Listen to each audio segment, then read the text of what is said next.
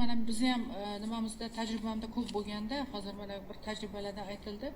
Noxush holatlar deb Karam Ahmedovning yumshoqroq aytdilar. Haligi zo'ravonlik qurboni bo'lgan, misol uchun xotin-qizlarni zo'rlab uyiga olib kirib qo'yib qolib, kelishuv oilani saqlab qolish maqsadida zo'rlab uyiga olib kirib qo'yishgan. Mahalla faollari, boshqalar shunda o'z joniga qasd qilish va ayolning vafoti bilan tugagan holatlar ham hayotda uchrab turadi. Shuning uchun biz ayollarni har tomonlama himoya qilishimiz kerak. O'sha uy-joymi, aliment masalasimi, o'sha hozir mana ko'rib chiqilayotgan yangi qonunchilik hujjatlariga kiritilishi biz endi maqsad qilib qo'yyapmiz shu narsani.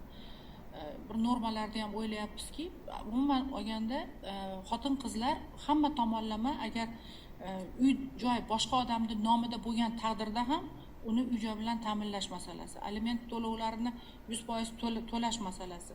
Ular bo'yicha javobgarlikni kuchaytirish nuqtai nazaridan hozir qayta ko'rib chiqilyapti. Bu bo'yicha mana shu yerda o'tirgan barcha ijrochilar, mas'ul vazirlik, idoralar o'zlarining takliflarini hozir ham berishsa bo'ladi.